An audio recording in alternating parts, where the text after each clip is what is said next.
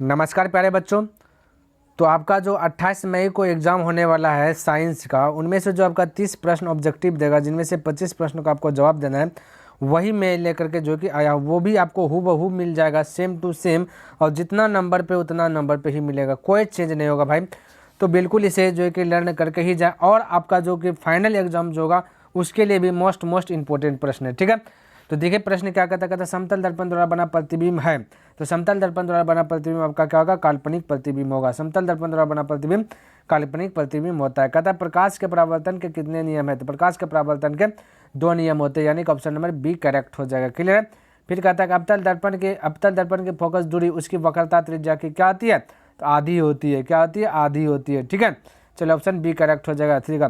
दाढ़ी बनाने में किस दर्पण का जो कि उपयोग किया जाता है, यानी दाढ़ी बनाने में अवतल दर्पण का, ऑप्शन नंबर सी करेक्ट हो जाएगा। देखिए कितना इजी प्रश्न जो कि आपका दिया गया। चलिए अब 5 नंबर की बात कर लेता हूँ। 5 नंबर में कहता है एक प्रकाश किरण एक समतल दर्पण पर लंबवत आपतित होती है, तो परावर्तन कोण का मान होगा। तो परावर्तन कोण का मान क्या होगा, तो ऑप्शन नंबर का सी हो जाएगा, 90 डिग्री हो जाएगा। क्लियर है। चलिए अगला प्रश्न 6 नंबर कहता है 2 समांतर समतल दर्पणों के बीच रखी गई वस्तु के कितने प्रतिबिंब बन सकते हैं, कितने प्रतिबिंब बन सकते हैं, ठीक है। तो इसका राइट आंसर क्या आ जाएगा, ऑप्शन नंबर डी, अनंत बन सकते हैं, ठीक है, ध्यान में रखना। अगला कहता है कि किसी समतल दर्पण की फोकस दूरी का मान क्या होता है, तो समतल दर्पण का फोकस दूरी का मान अनंत होता है। ऑप्शन नंबर ए करेक्ट हो जाएगा। 8 नंबर की बात कर लेता हूँ। कहता है कि निर्देशांक चिन्ह परिपाटी के अनुसार दर्पण का सूत्र क्या हो सकता है। दर्पण का सूत्र क्या हो जाएगा, ऑप्शन बी हो जाएगा 1/f बराबर 1/v प्लस 1/u। चलिए नेक्स्ट प्रश्न 9 नंबर कहता है निर्देशांक चिन्ह परिपाटी में सभी दूरियां मापी जाती है। तो निर्देशांक चिन्ह परिपाटी में सभी दूरियां नापी जाती है, यानी ध्रुव से नापी जाती है, ठीक है। चलिए ऑप्शन नंबर सी करेक्ट हो जाएगा। 10 नंबर कहता है किस समतल दर्पण द्वारा आवर्धन होता है, किसी समतल दर्पण द्वारा आवर्धन होता है। तो 10 का ऑप्शन नंबर आपका सी हो जाएगा, +1 होता है, +1 होता है, ठीक है। अगला शरीर में भोजन का पाचन किस प्रकार की अभिक्रिया है। शरीर में भोजन का पाचन किस प्रकार की अभिक्रिया है, तो वैद्युत अपघटन है, वैद्युत अपघटन है। शरीर में भोजन का पाचन किस प्रकार की अभिक्रिया है, वैद्युत अपघटन। नेक्स्ट कहते हैं निम्नलिखित में कौन सा पदार्थ बिना ज्वाला के जो कि जलता है, बिना ज्वाला का कौन सा पदार्थ जलता है, तो ऑप्शन नंबर डी हो जाएगा, कोयला। ऑप्शन नंबर डी करेक्ट हो जाएगा, कोयला 12 का। क्लियर है। चलिए अगला प्रश्न की बात कर लेता हूँ। 13 नंबर कहता है निम्नलिखित में से ऊष्मा क्षेपी अभिक्रिया कौन सी है। तो निम्नलिखित ऊष्मा क्षेपी अभिक्रिया कौन सी है, H2 + H2 + 12 + 11.82 KCl arrow 2 HCl, ये हो जाएगा ऑप्शन नंबर बी करेक्ट हो जाए। नेक्स्ट 14 नंबर कहते हैं निम्नलिखित में कौन ऑक्सीकारक है। तो ऑक्सीकारक कौन है, आपका right answer option number C हो जाएगा, CO हो जाएगा, ठीक है। नेक्स्ट कहते हैं निम्नलिखित में कौन दहन अभिक्रिया है। दहन अभिक्रिया कौन है, तो ऑप्शन नंबर बी हो जाएगा, पेट्रोल का जलना दहन अभिक्रिया। चलिए 16 नंबर कहता है प्रकाश रासायनिक अभिक्रिया में क्या होता है, प्रकाश रासायनिक अभिक्रिया में क्या होता है, तो प्रकाश का अवशोषण होता है, प्रकाश का अवशोषण, ऑप्शन नंबर सी करेक्ट हो जाए। 17 रेडॉक्स अभिक्रिया में क्या है, तो रेडॉक्स अभिक्रिया में ऑक्सीकरण और अवकरण दोनों साथ साथ होते हैं, ठीक है, ध्यान में रखना, ऑप्शन नंबर सी हो जाएगा।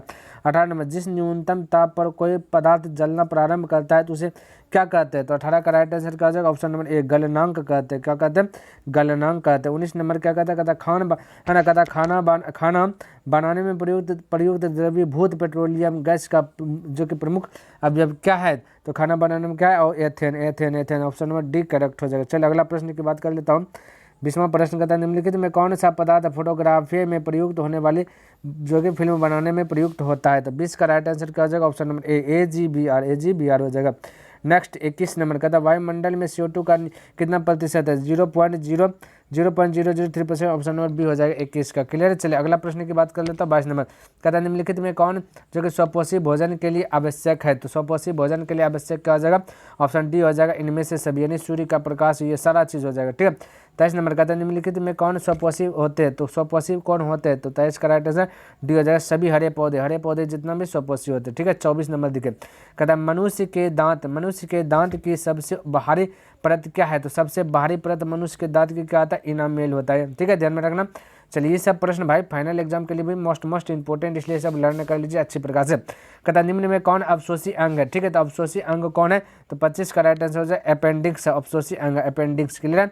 नेक्स्ट 26 का देखिए, कहता अमीबा भोजन को किसकी सहायता से जो कि ग्रहण करता है, तो अमीबा भोजन को किसकी सहायता से ग्रहण करता है, कुटपाथ, ऑप्शन नंबर सी आपका करेक्ट हो जाएगा। नेक्स्ट देखिए 27 नंबर, ग्रहणी भाग है, ग्रहणी किसका भाग है, तो 27 करेक्ट आंसर सी हो जाएगा, छोटी आंत का ग्रहणी जो कि भाग है। चलिए अगला प्रश्न की बात कर लेता हूँ 28 नंबर, कहता प्रकाश संश्लेषण से किस पदार्थ का जो कि निर्माण होता है, प्रकाश संश्लेषण से किस पदार्थ का निर्माण होता है, कार्बोहाइड्रेट का निर्माण होता है, ध्यान में रखना, ठीक है। 29 नंबर, गोबर छत्ता में किस प्रकार का अवशोषण होता है, तो गोबर छत्ता में किस प्रकार का अवशोषण होता है, परजीवी पोषण होता है। चलिए लास्ट प्रश्न, ठीक है, देखिए ध्यान से, निम्न में से क्या जठर रस में मौजूद नहीं होता है, क्या जठर रस में मौजूद नहीं होता, क्या मौजूद जठर रस में नहीं होता, 30 करेक्ट आंसर हो जाए म्यूकस जठर रस में मौजूद नहीं होता, ऑप्शन नंबर 1 करेक्ट हो जाएगा।